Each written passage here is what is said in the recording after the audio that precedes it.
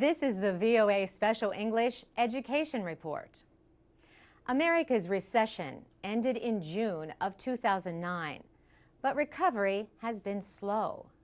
Many states face budget problems and have cut spending in areas including education.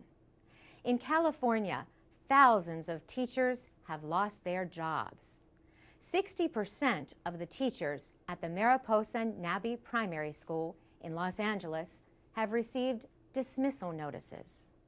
Salvador Rodriguez, the school principal, has been able to provide computers for his students.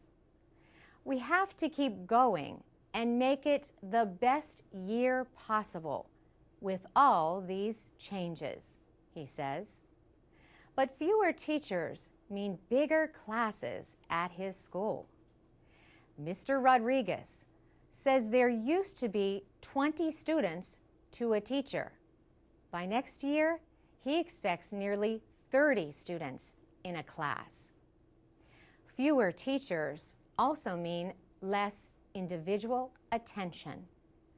Teachers say this is true, especially in schools with large immigrant populations, where English is not the first language of many students.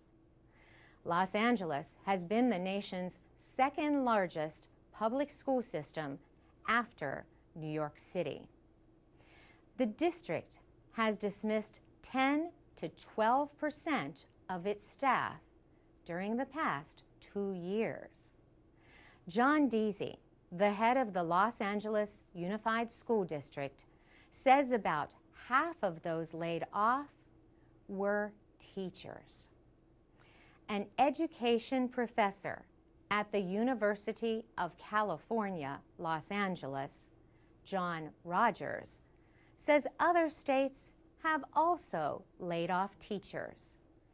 But he says the situation in California is worse because the state was already facing a budget deficit before the recession. Also, California was spending less per student than the national average. Primary and secondary schools in California receive most of their funding from the state government. A.J. Duffy is president of the United Teachers Los Angeles Union.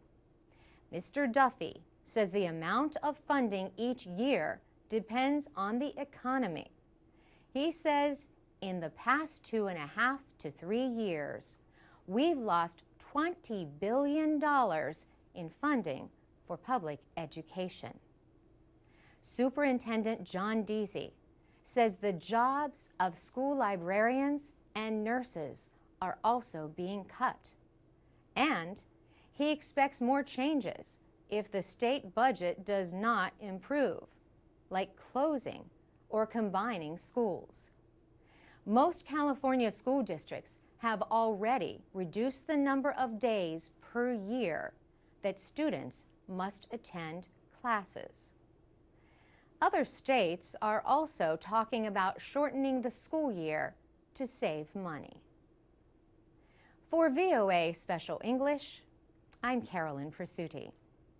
For more education news and for English teaching activities, go to voaspecialenglish.com.